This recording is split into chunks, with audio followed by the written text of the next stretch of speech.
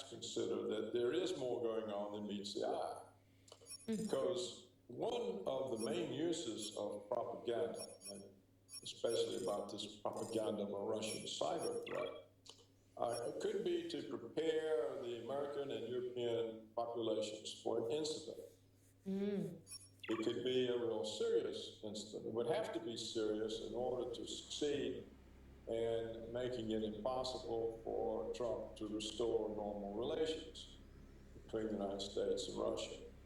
And so what could be the nature of this? Well, we don't know. We do know that the CIA has morphed into being a deep state that uses disinformation, propaganda, to align decisions of Congress, executive branch, foreign governments with their own secret behind-the-scenes agendas. Have you ever seen a disclaimer like this before?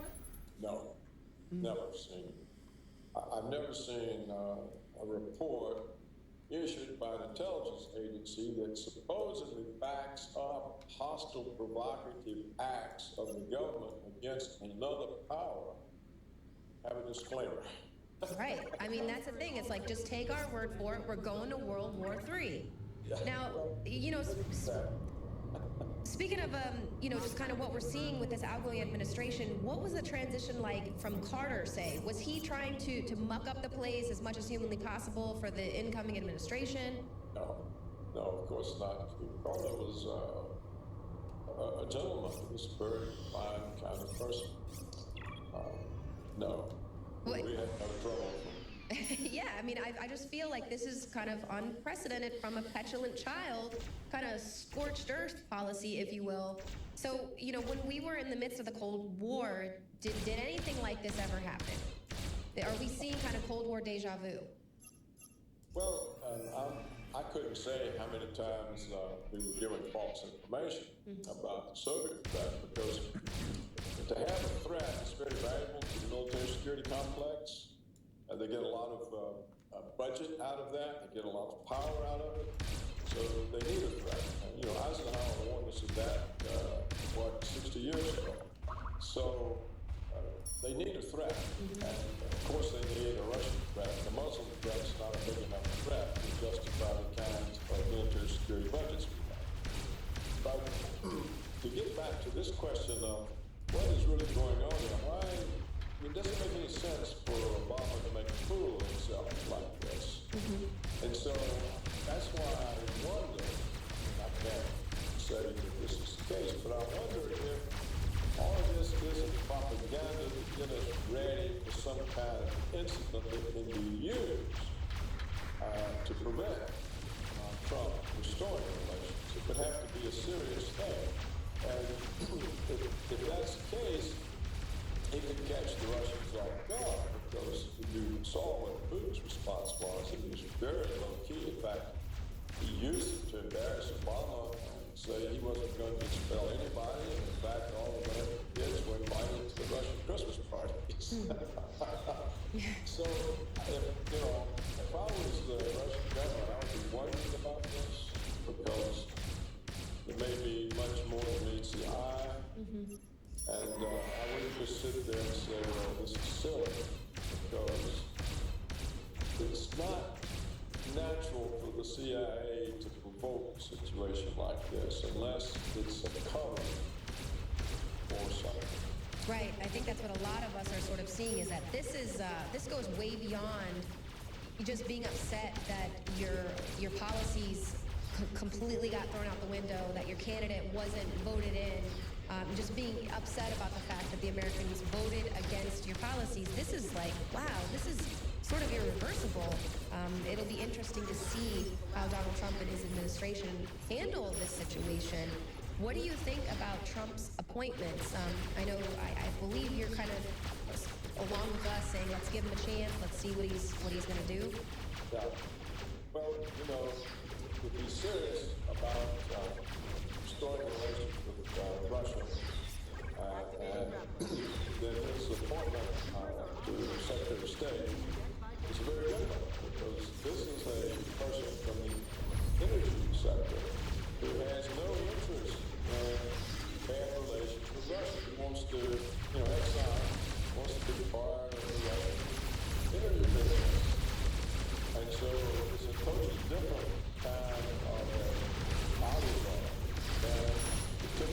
representative of the military security complex. So I think that Trump announced this appointment. I think he gave the neoconservatives message.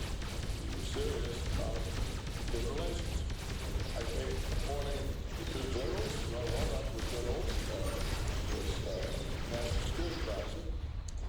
He's the one who went public and said that it was a willful decision of the Obama regime to send ISIS to Syria. And it was against his own recommendation as director of the Defense Intelligence Agency. Well, this is a very brave act. It shows he's willing to take a stand different from the neoconservative propaganda. And the other general is the one who convinced Trump that torture doesn't work. Got him off of that case, get him back toward a constitutional legal basis. So I would say on the whole, those are good. They're all men who are strong, and that's what it takes if there's going to be a change.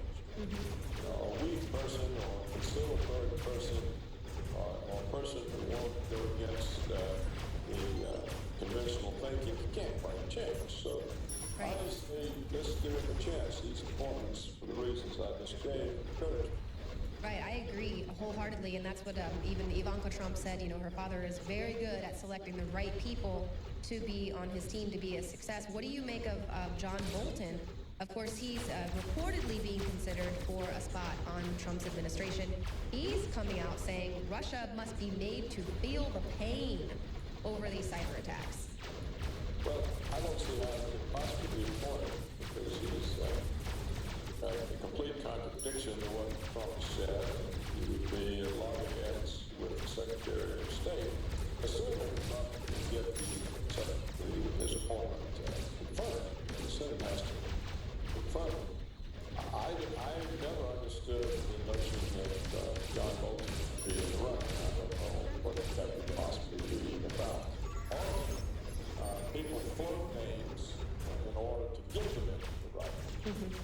So my tendency is to quote Bolton like that. On the other hand, it could be a way for Trump to have an inside way of knowing what the neocons are saying. Right. Exactly. You kind of keep your enemies closer, right? Could be that. But if I was Trump, I wouldn't want anybody like that. Exactly. Because you're always going to have to be, have eyes in the back of your head. Well, I know we're kind of running out of time here, so I want to, just what do you think Obama's legacy is really going to be? Obviously, what the American people are going to think is a little bit different than what his legacy is going to be, say, inside the Beltway. Well, I agree with the spokesperson for the Russian foreign minister that Obama is without doubt the worst president ever, and that he was aligned with evil. He did evil in the war, total evil. And all I can say is when January 20th comes, it's good riddance. I hope we never see him again. Me as well. Please, and he just wants to be a sports commentator on ESPN, and please, no, not even that. Just go crawl under your rock. So, I've been kind of saying this as well, so it's interesting to hear you say it, that, you're kind of a little hesitant with just coming right out and saying it, but perhaps preparing the American people for something pretty big to happen with Russia before January 20th. Is that kind of what you're saying? Is be on the lookout for them kind of getting us ready for something big? I think it's the only explanation that makes sense of what we've been witnessing, which is an all-out attack by the director of the CIA. It's a public attack by the director of the CIA against the president-elect. So clearly, this is an effort to discredit Trump, or to prevent him from taking office, or to prevent him from being able to restore normal relations with Russia. There has to be some explanation of this. Quite clearly, John Brennan will be fired if Trump enters the White House. There would have to be a cleansing of the CIA. And so to be so public in the opposition against Trump, it has to have some reason. And I think the only thing that I can really come up with, and of course other people may come up with other reasons, but what I come up with is part of the propaganda they give the American people so that if there is some orchestrated incident, the people will be prepared to believe that it's true. Right. And you also kind of say, could Trump's foreign policy be controlled by false allegations? Maybe they're even kind of setting this up so then he's going to make his decisions based on that, not pivot toward Russia and continue going with the Obama administration with Saudi Arabia, for instance. Yes, that could be. I mean, I'm sure that's part of it. Because already, apparently, Trump has agreed to have the CIA briefing. It doesn't make a lot of sense because if the CIA doesn't have any real evidence, the briefing will just further convince Trump not to trust the agency. But as we've said, there may be more to this than just trying to box Trump in. This may be preparing the ground for some kind of incident. I don't know. But if I was the Russian government, I would be thinking about putting the armed services on some kind of alert. I wouldn't just sit there and say, well, this is Obama being silly. It's Obama being absolutely dangerous, frankly. Paul Craig Roberts, thank you so much for all this information. We're going to have you back on the show soon. PaulCraigRoberts.org. But man, you're absolutely right. I mean, he's sending the troops in to surround Russia and saying, don't worry, guys. We're just provoking World War III and have a happy Christmas and a great New Year. All right, well, we'll see you soon. okay.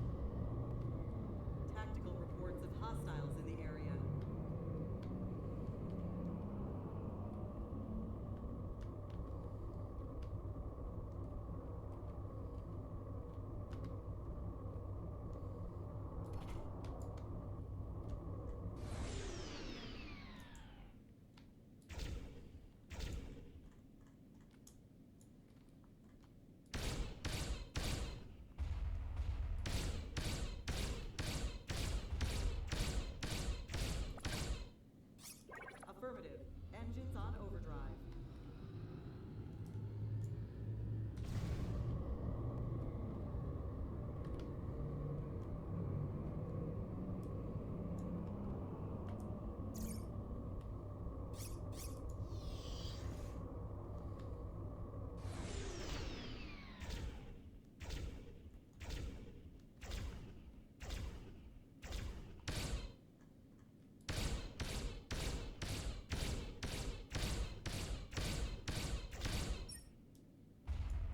Enemy down.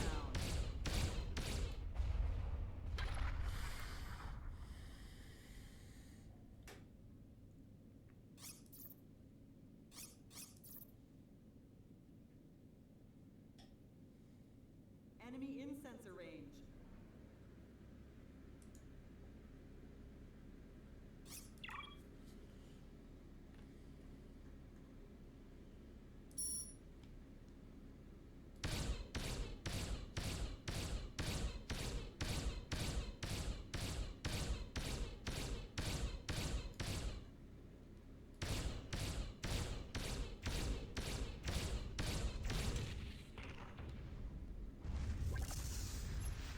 Cargo hold is full.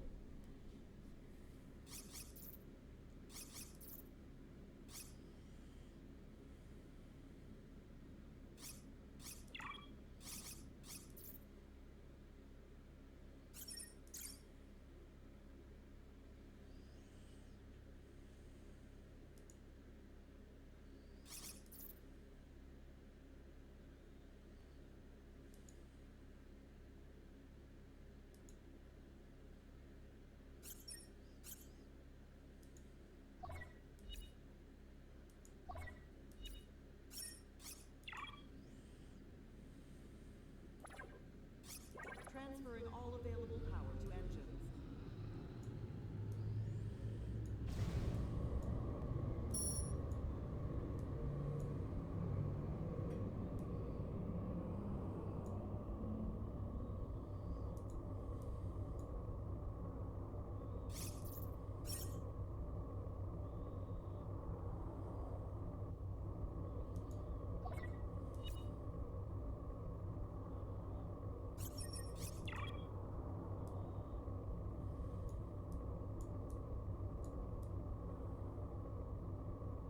Unfriendly target acquired.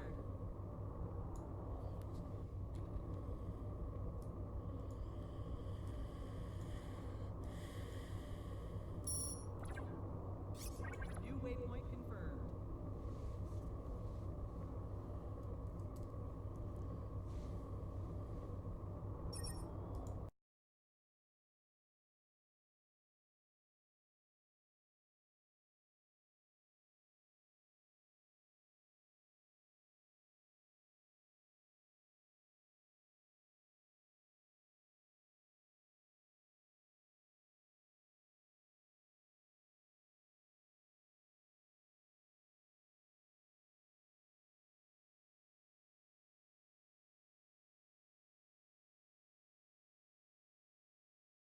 (2017). Countdown to the new age begins as final Cabal underground base is subdued.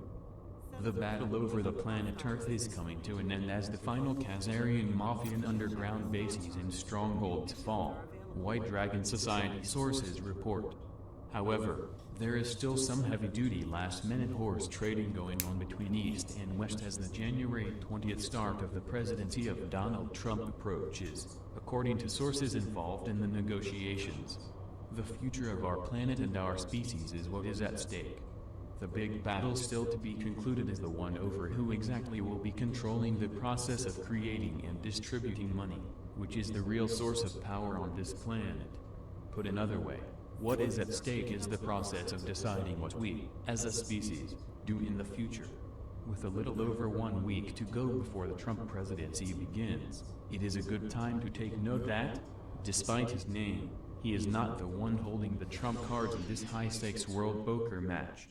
When the United States dollar became the de facto world currency after World War II, it was backed by gold and the United States GDP was worth 50% of world GDP. Now, the so-called United States dollar is backed by nothing. that the United States has no gold, and the United States GDP, as measured by the IMF, is just 15.6% of world GDP on a purchasing power parity, real, basis. Furthermore, that the United States was the world's greatest creditor nation at the end of WW2 and now it is the most deeply indebted nation in the history of this planet.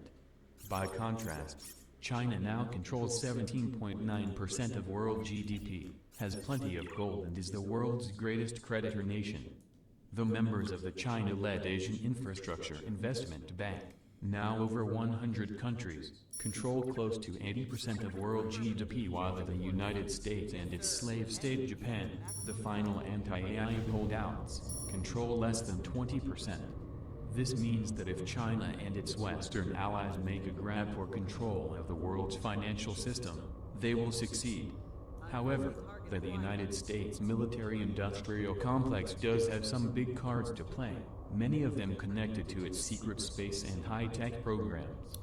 That the United States secret government is getting ready to show some of these cards, including much of the technology behind the 6,000 patents that, according to the United States Academy of Sciences, have been suppressed for national security reasons, Pentagon officials say. The real question many of us want the answer to, when some of these secrets are revealed are two separate realities, one involving space colonization and one earthbound, about to merge into one.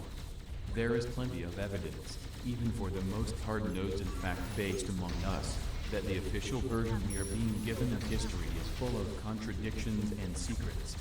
The WDS Society and their allies will be demanding and receiving answers about things like why manned space exploration suddenly stopped in the 1970s. It is very clear from various accidents that have happened since then that any manned exploration vehicle trying to leave Earth's orbit is destroyed, ostensibly by the ionosphere.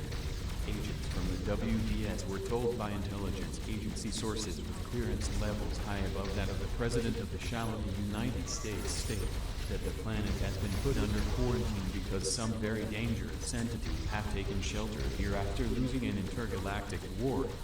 These entities are now surrendering and freeing the hostage surface population of this planet in the process, these sources say.